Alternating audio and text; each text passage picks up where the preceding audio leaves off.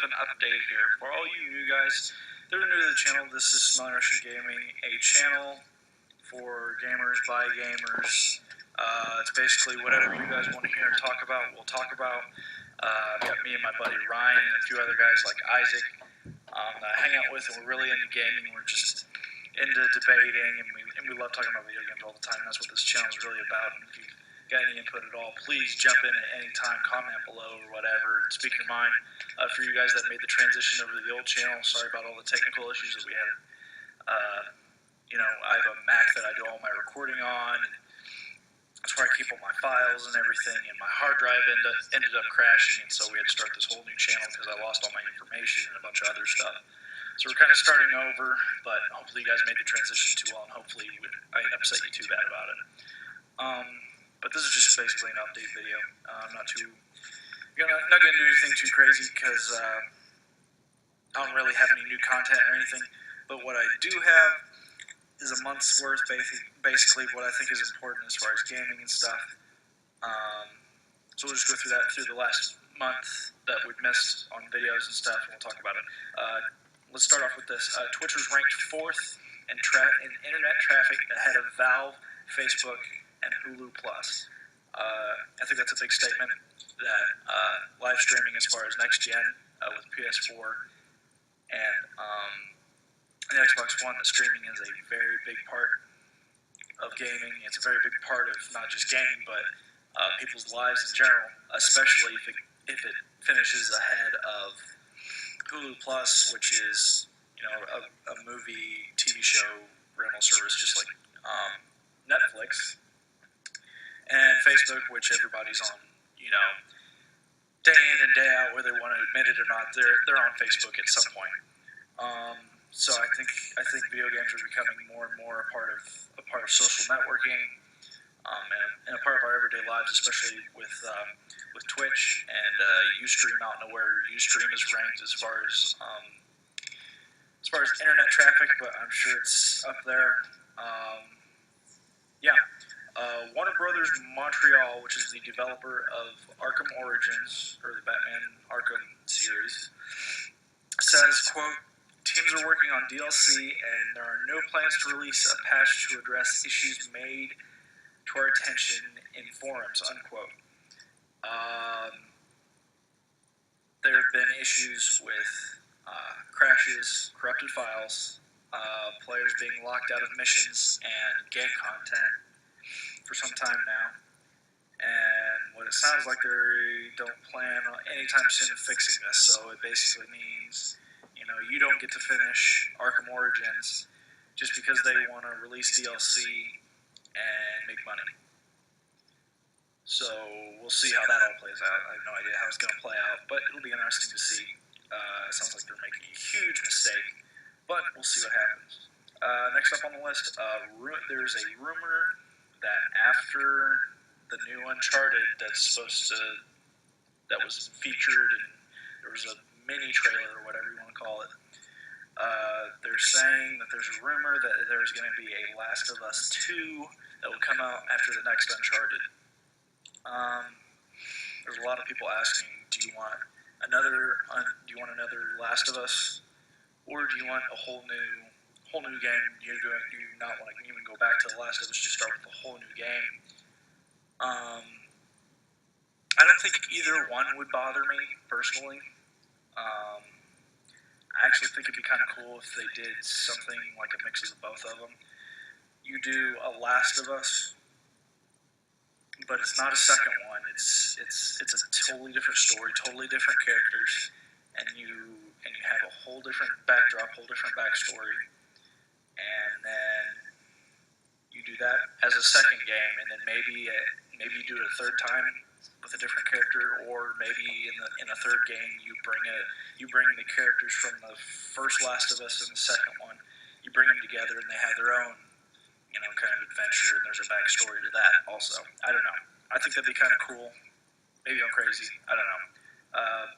But personally, I love the first Last of Us. Easily one of my favorite games ever. Looks great, plays great. Storyline is phenomenal. It's movie quality storyline type stuff. If you haven't played it, go play it.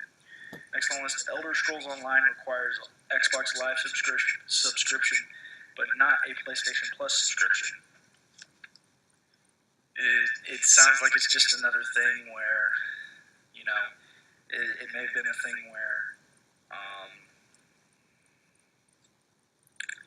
Xbox was like, okay, if you're gonna have Elder Scrolls, if you're gonna have a game on our platform, you have to require that, you know, these guys have an Xbox Live subscription to be able to play your game on top of what you're paying for the game and the monthly subscription, because it's basically an MMO.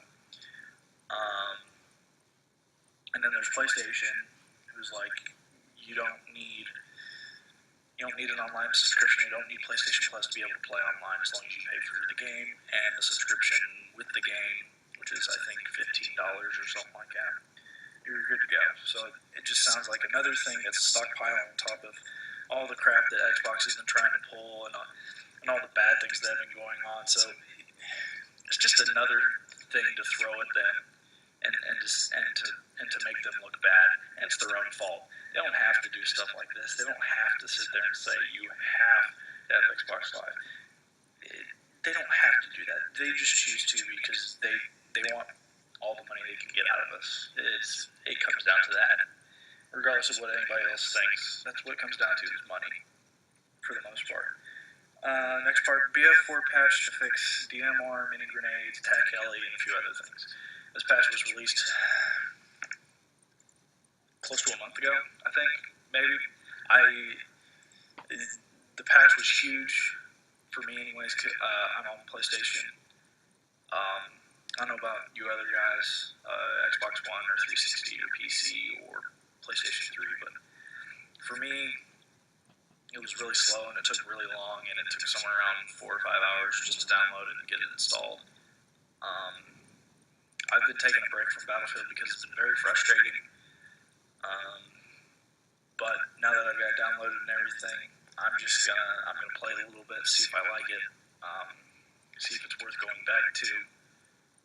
Most of my time has been taken up with NAC, NBA 2K14, and Killzone. But we'll see how this goes. Hopefully everything is in a step in the right direction. Isaac has told me he has a PlayStation 3, and he said everything's a step in the right direction. Not all of it's fixed, but it's a good step and it's a good start, so that's nice to hear, and hopefully the gameplay backs it up. Next and final topic, and we'll finish up with this. Bobby Kotick, if I'm pronouncing that right, CEO of Activision Blizzard, says Destiny, quote-unquote, Destiny is going to be the best new-selling IP in the history of gaming, quote-unquote. Somehow I see that hard to happen. I don't really see it happening, to be honest. I don't. For one, you've got to outsell. I mean, you've got to compete with some huge companies that have already done it. You know, not just games that are coming out this year that you got to beat, but you got to beat guys and companies that have already done it.